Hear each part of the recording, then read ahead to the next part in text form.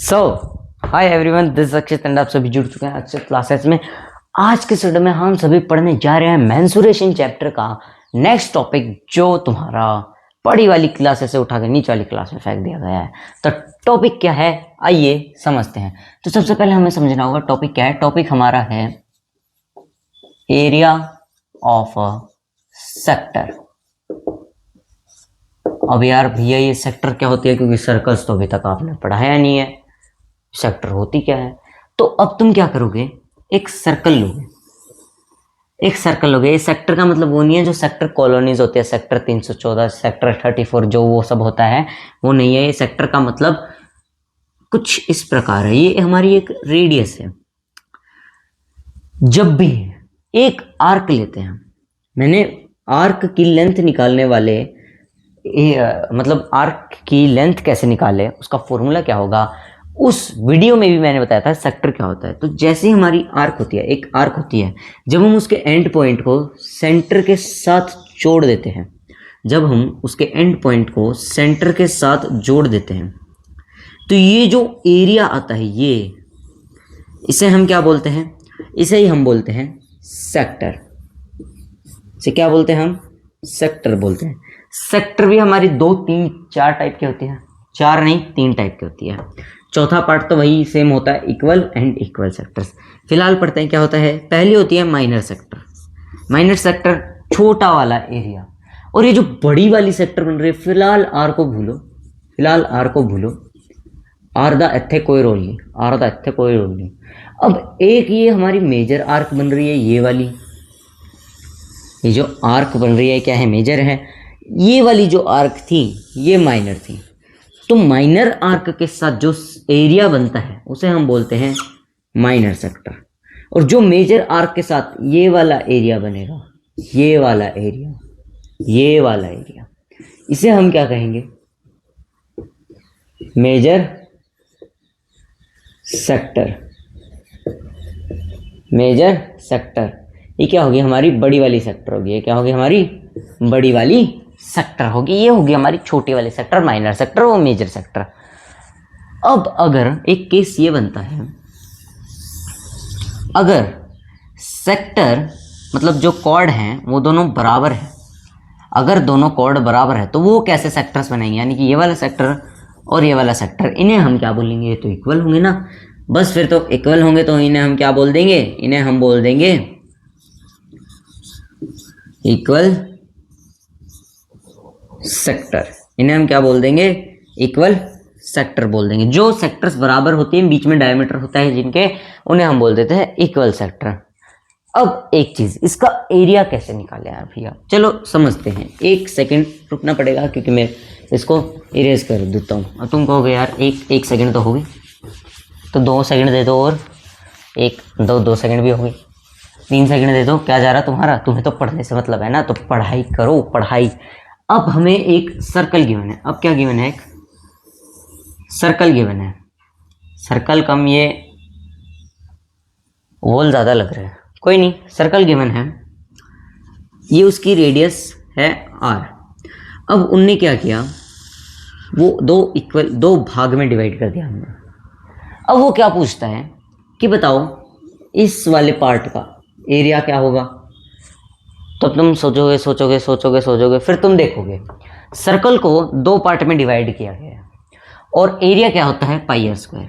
Area क्या होता है अपना, एरिया क्या होता है, पाई r स्क्वायर होता है। पिछली वीडियो में हमने डेरिवेशन पढ़ी थी, कैसे हमने रेक्टेंगल बना के और ट्राइंगल बना के इसका एरिया निकाला था। तुम जाके देख भी सकते हो, अभी भी वहीं पे है वो वीडियो, कहीं भागी नहीं है।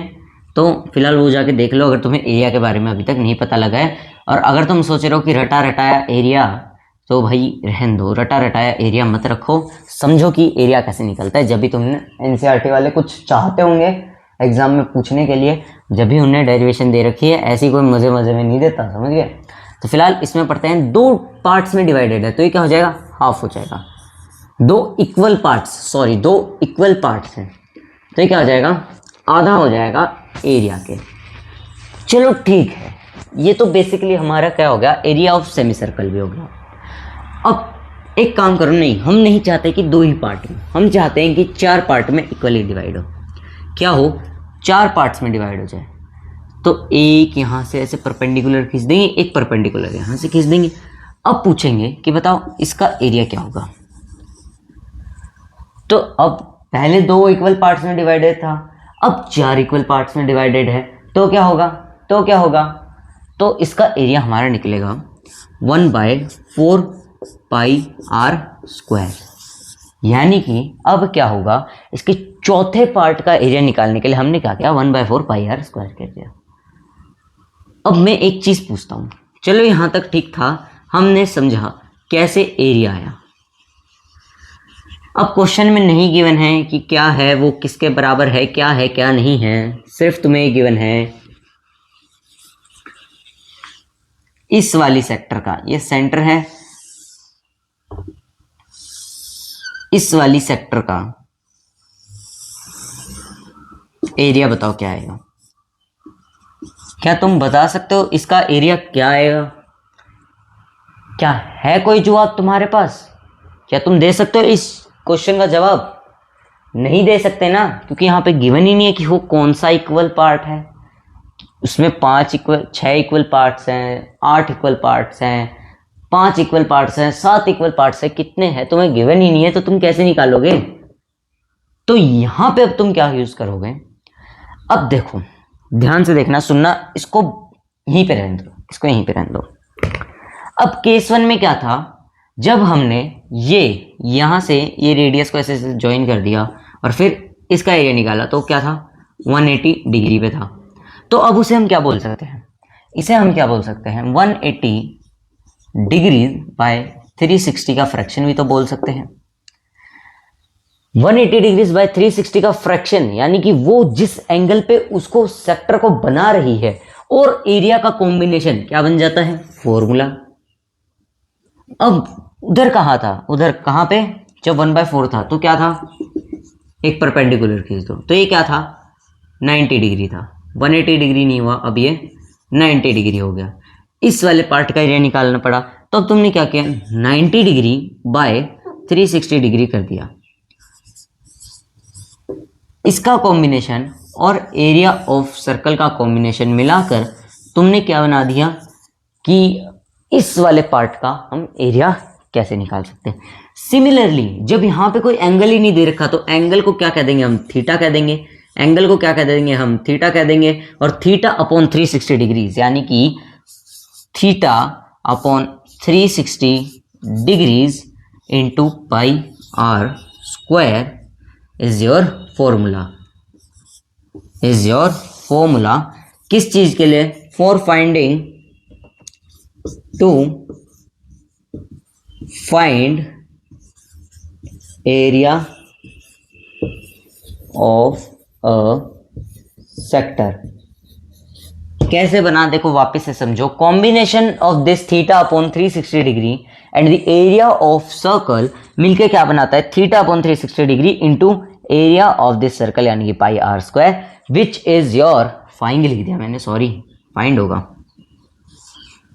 विच is your area of a sector, यानी कि तुम्हारा क्या है, एरिया ऑफ अ सेक्टर का फॉर्मूला है जो हमने इससे डिराइव किया। अब एक प्यारा सा मीठा सा क्वेश्चन करते हैं, प्यारा सा क्वेश्चन है, ठीक है, जिसमें तुम्हें रेडियस भी गिवन होगी, थीटा भी गिवन होगा, और तुम्हें पूछा होगा कि बताओ sector A B, minor sector A B, major sector A B, ऐसे तुम्हें गिवन रहता है। और अगर क्वेश्चन में डायग्राम नहीं दे रखी है, सिर्फ तुमसे पूछा है कि ये डिग्री एंगल है, थीटा है, और बताओ कि इस सेक्टर का, यानी कि थीटा क्या गिवन है, 30 डिग्रीज, रेडियस क्या गिवन है, 7 मीटर्स। पूछ क्या लिया, फाइंड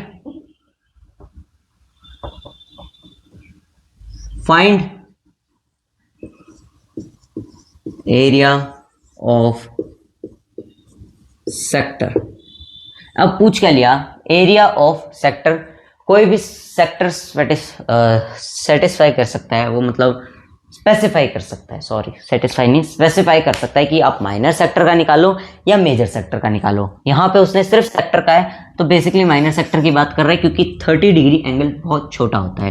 तो अब फॉर्मूला क्या था, theta upon 360 into pi r square. इसमें हम वैल्यूज को पुट कर देंगे तो 30 अपॉन 360 डिग्रीज कैंसिल आउट हो जाएगा, 3 से कितना चला जाएगा 1 to 12 into 22 by 7 into 7 into 7। अब 7 से 7 कैंसिल आउट हो जाएगा, 12 कितना 6 एंड दिस इज 11। अब हम इसे क्या कह सकते हैं 77 बाई 6। और इसे और सिंप्लीफाई करना चाहो तो वो भी कर सकते हो। तुम कैसे कर सकते हो, 17 बचेगा, अच्छे डिवीजन करना क्योंकि फिर प्रॉब्लम आ सकती है। 1 एंड देन हम 2 लेंगे क्योंकि 3 18 आता है, यहाँ पे 17 बच रहा है तो 2 लेंगे 50 बचेगा, 8 20 बचेगा, फिर से 3 और 3 3 3 आगे बढ़ता जाएगा तो 3 के ऊपर बार। तो अप्रॉक्सीमेटली हम क्या कह देंगे, ये हो जाएगा हमारा 12.84 मीटर स्क्वायर क्या आ जाएगा हमारा, ये क्या आ जाएगा